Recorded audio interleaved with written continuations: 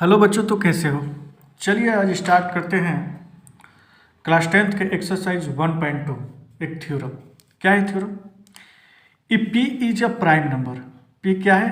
Prime number है, ठीक है ना। Then prove that P is irrational. मुझे प्रूव करना है कि पी एक इरेशनल नंबर है। ये थ्योरम है, ठीक है ना।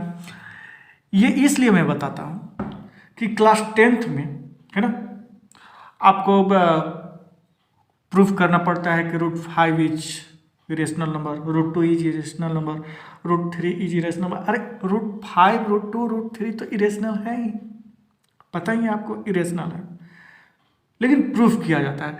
तो ये मैं थ्योरम ले लिया हूँ इसी बेस पर, है ना। जैसे कि ये पी है, तो जो मैं बेस बताऊंगा ना, इसी बेस पर √2 का निकालेंगे तो पी की जगह पर 2 रख देंगे, 3 का निकालना होगा √3 का तो 3 रख देंगे, 5 का निकालना हो √5 रख देंगे, ठीक है ना। तो इस थ्योरम को हम लोग एक बार देख लेते हैं कि किस प्रोसेस से ये बन रहा है, ठीक है ना। तो ये जो मेथड यूज होता है, उस मेथड को हम लोग नाम देते हैं कॉन्ट्राडिक्शन मेथड, है ना। एज्यूम करते हैं, है ना, कि देखो ये इरेशनल तो है ही, इरेशनल है ही, तो फिर क्या कैसे इरेशनल प्रूव करेंगे। तो देखो थोड़ा देर के लिए इस √p को हम बोलते हैं कि √p जो है ना, मैं लेट कर लेता हूँ कि let √p is a rational number.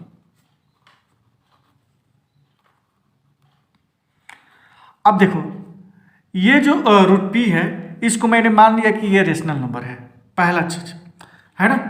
ये हर क्वेश्चन में करना पड़ेगा, √2 हो या √5 हो, 7 हो, जो भी हो, पहले बोलना पड़ेगा कि ये रेशनल नंबर है, ठीक। फिर इसको लास्ट में रेशनल भी प्रूफ कर देंगे कि ये रेशनल है ना। बट ये जो जितने भी चीज हुआ ना, जो भी मैं एज्यूम किया दैट इज कॉन्ट्राडिक्शन मेथड, है ना। तो उसको हम लोग यूज करके ये सब एज्यूम किए, चाहे प्रूफ किए, ठीक है ना। बट ये क्या है? इरेशनल है ना। हम लोग यही करने वाले हैं, ज़्यादा कुछ करने वाले नहीं है, और ये ज़्यादा टफ भी नहीं है। धीरे धीरे आपको सारा समझ में आ जाएगा, है ना। सारा क्वेश्चन सॉल्व करेंगे तो देखते हैं कैसे कैसे होता है, ठीक है ना। तो let P be a rational number. अगर पी रेशनल नंबर हो गया तो ये पी अपन क्यू के फॉर्म में हो सकता है। मैंने पहले ही बोला rational number P upon Q के फॉर्म में होता है, ठीक है। अगर पिछला वीडियो मेरा नहीं देखे हो तो वीडियो देख लो, सारा कंसेप्ट क्लियर हो जाएगा, ठीक है ना। तो एक और भी लेट ले लेते हैं। मैं लिखता हूं कि late simplest form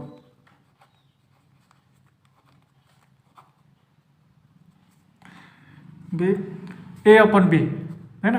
P upon Q भी रख सकते हो, एम अपन एन भी रख सकते हो, एक्स अपन वाई भी रख सकते हो। मैं ए अपन बी लिखता हूँ हमेशा, ठीक है ना। तो √p इक्वल हो जाएगा ए अपन बी का, ठीक। अगर देखो ये प्राइम है और इसको ए अपन बी के फॉर्म में रख रहे हैं, है ना, तो ए और बी एक ऐसा इंटीजर्स होगा जिसका कॉमन फैक्टर केवल 1 होना चाहिए। आ रही है बात समझ में, है ना। प्राइम नंबर का कॉमन फैक्टर क्या आता है? 1 ही तो आता है, 1 ही तो आता है ना, है ना। 2 का प्राइम नंबर क्या होगा? 2 का कॉमन फैक्टर क्या होगा? 1, और खुद 2, तो इसका कॉमन फैक्टर क्या होगा? 1 ही होगा, ठीक है ना। तो अगर यहाँ पर लिखना है तो लिख लो, मैं लिख देता हूँ A and B are integers, है ना, हैविंग नो कॉमन फैक्टर। मतलब इसका कोई कॉमन फैक्टर नहीं होगा। अरे 1 को क्या होगा? ओनली 1 कॉमन फैक्टर, ये भी लिख देता हूं, है ना। 1 के अलावा कोई कॉमन फैक्टर हो जाए, 1 के अलावा कोई भी नंबर आ जाए तो उसको बोलेंगे कि नहीं है, तब ये प्राइम नहीं रहेगा, ये कंपोजिट हो जाएगा, ठीक है। इतना बात आ रहा है समझ में, ठीक। चलिए तो क्वेश्चन को इसको हम लोग सॉल्व करते हैं, ठीक है ना। तो देखो पहले क्या करेंगे कि ये रूट है ना, रूट के अंदर पी, इस रूट को हटाएंगे तो क्या करेंगे? इस पर स्क्वायर लगा देंगे तो रूट हट जाएगा, तो इस पर स्क्वायर लगाएंगे इक्वल की इस तरफ, तो इस तरफ भी अगर लेफ्ट साइड स्क्वायर लगाओगे तो राइट साइड भी आपको लगाना पड़ेगा, ये रूल होता है मैथ का, है ना, यानी कि इक्वल के दोनों तरफ बैलेंस होना चाहिए। ठीक, तो मैं लिखता हूं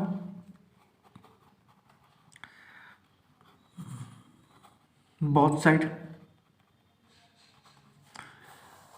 ये चीज अलग है ना, बोथ साइड, ठीक है ना।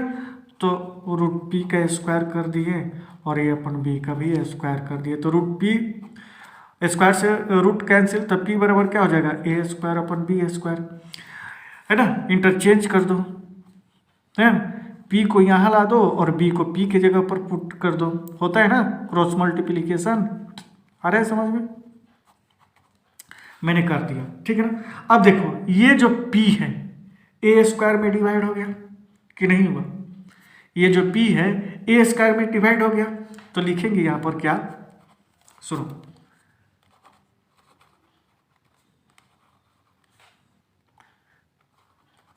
p डिवाइड्स ए स्क्वायर, है ना, अगर p ए स्क्वायर को डिवाइड करेगा तो ऑल्सो p डिवाइड्स किसको करेगा, ए को भी करेगा। इतना तो बात समझ में आ रहा है ना। मैं a बराबर 2 लिया, 4 ले लिया, p बराबर 2 लिया, तो ए स्क्वायर बराबर क्या हो जाएगा 16। अब ये जो 2 है ना, ये जो 2 है 16 को डिवाइड करता है, ए स्क्वायर को यानी डिवाइड करता है, आ रही बात समझ में। तो ये जो 2 है p बराबर 2 जो माना है, ये 4 को भी डिवाइड कर रहा है, यानी कि a का भी डिवाइड कर रहा है। इतना तो समझ में आ गया, बात आया कि नहीं, इतना बात समझ में, ठीक। एक बात यहां पर और समझ जाओ, क्या, देखो ये जो p है ए स्क्वायर को डिवाइड कर रहा है, यानी कि एक को भी डिवाइड कर रहा है, तो देखो a बराबर मैंने एक नंबर p के साथ इंटू किया, p के साथ कोई भी नंबर को मैं इंटू करूंगा, है ना, p के साथ कोई भी नंबर को इंटू करेगा तो p से डिवाइड हो जाएगा, होगा कि नहीं, यही बात समझ में आ रहा है। देखो यहां पर ध्यान दो, p इंटू 1 बराबर p इंटू 2 बराबर 2p, p इंटू 3 बराबर 3p, p इंटू 4 बराबर 4p, ठीक है ना। देखो अब देखो ये जो 4p है, 4p को p से डिवाइड करेंगे, p कैंसिल, तो 4 आएगा ना।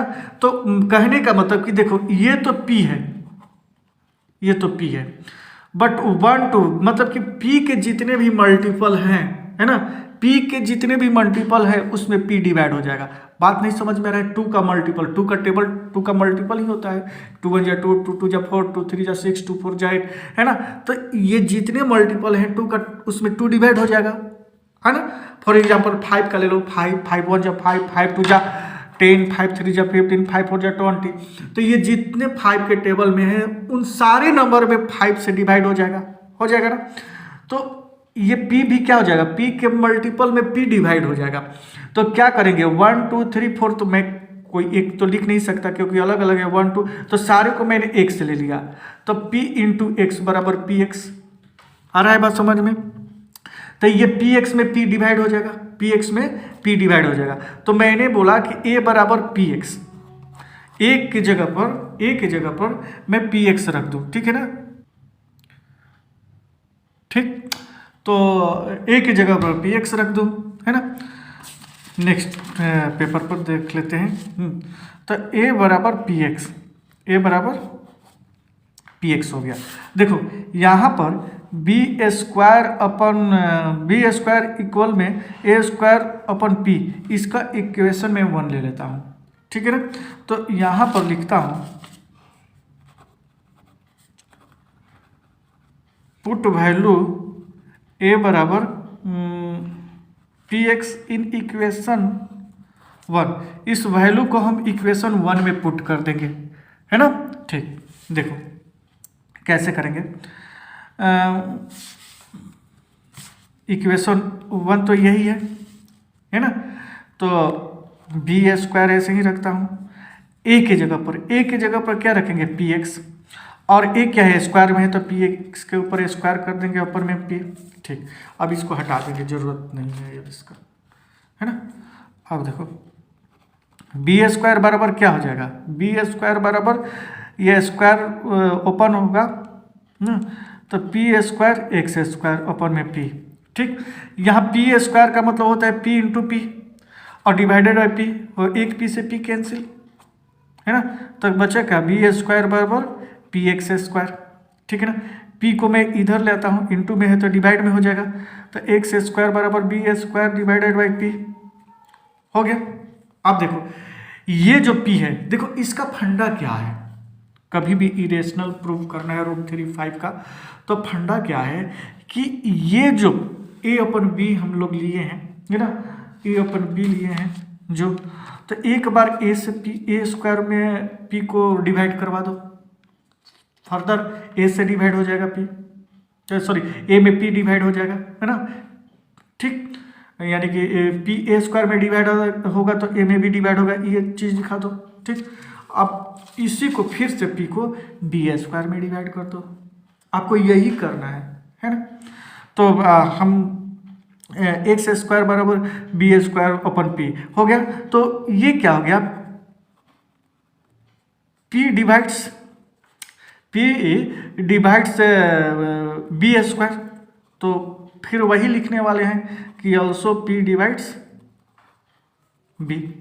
अब कैसे हो गया मैं बता चुका हूँ, ए पर ही बता चुका हूँ, ठीक है ना। अब इसको आगे बढ़ता हूँ, अगर ये P दोनों में डिवाइड हो गया, A और P में डिवाइड हो गया, तो मैं ऐसे लिख सकता हूँ कि P is a common factor A and B। अरे A एंड B दोनों के लिए तो कॉमन फैक्टर हो गया P, नहीं आ रहा है समझ में, ठीक, क्योंकि ये दोनों में डिवाइड हो गया। हाँ, अब आगे बढ़ते हैं, क्या है, so that A and B. अच्छा एक चीज और है, पी दोनों में डिवाइड हो गया, ए और बी दोनों में डिवाइड हो गया पी, तो ए और बी क्या है, ए और बी क्या है, तो A and B are composite number. ये क्या हो गया, ये कंपोजिट नंबर हो गया, ठीक है ना, ये कंपोजिट नंबर हो गया, यानी कि ये P जो है दोनों में डिवाइड हो गया, और जब डिवाइड हो गया तो ये कंपोजिट नंबर हो गया, ठीक है ना। तो P क्या है, रेशनल भी हो गया, P क्या है, रेशनल नंबर भी प्रूफ हो गया। तो ऐसे लिख सकते हैं हम लोग, ठीक है, क्या लिख सकते हैं कि लिख दो कि बट कॉन्ट्राडिक्शन, है ना, मैं बोला पहले ही बोला था कॉन्ट्राडिक्शन यूज करेंगे, तो कॉन्ट्राडिक्शन अराइज, हम लोग कॉन्ट्राडिक्शन अराइजेस कर दिए बाय, यहाँ पर लिखो कि सपोजिंग या एज्यूमिंग, जो भी लिखना है लिख लो, मैं सपोजिंग लिख रहा हूँ क्योंकि मैं तो सपोज ही तो किया हूँ, होता है ना सपोज दैट, तो सपोज दैट एकदम फैक्ट नहीं होता है, सपोज करते हैं, है ना, सपोज करते हैं। एक मिनट के लिए देखो मैं समझा रहा हूँ, सपोज दैट ये क्या है, कोई लड़का है, बात समझना, उसको एकदम अच्छे से शेविंग वगैरह कर देंगे, है ना, क्रीम पाउडर पर एकदम लगा देंगे, फेस वॉश, लड़की का ड्रेस पहना देंगे, तो दिखेगा लड़की की तरह, लेकिन वो लड़की तो है नहीं, है क्या, गर्ल तो है नहीं, वो दिखेगा लेकिन है नहीं। तो वही चीज़ हम लोग जो पहनाने का प्रोसेस किए ना, वही चीज़ ये प्रोसेस है, बनाने का प्रोसेस किए कि मैं उसको लड़की बना दिया और प्रूव भी कर दिया कि देखो ये लड़की है, बट वो लड़की नहीं, वो लड़का है, वही चीज़ होता है। सपोज दैट यही है, इसलिए मैं लिख रहा हूँ कि supposing that root P is irrational, sorry rational लिखना है, इरेशनल नहीं, है ना, क्योंकि ये तो अभी रेशनल हुआ, अब लिख देते हैं कि नहीं, जितना भी चीज़ हम लोग किए ना, ये सब ये क्या था, हम लोग ऐसे ही बना दिए थे, बट ये रहने वाला है क्या, इरेशनल ही। आया बात समझ में, आया, यही फंडा है बस। और ये सारे क्वेश्चन √5 हो, √3 हो, √2 हो, सारे क्वेश्चन में सेम मेथड यूज होने वाला है, मैं बताऊंगा, ठीक है ना। तो अगर ये समझ में आ गया होगा तो वीडियो को लाइक शेयर एंड सब्सक्राइब कर दीजिए। और नेक्स्ट वीडियो में बताने वाला हूँ, है ना, तरह तरह के question, root 5 is rational number, root 2 is rational number, ये सारे चीज़ मैं बताने वाला हूँ, है ना। तब तक इंतजार कीजिए नेक्स्ट वीडियो का।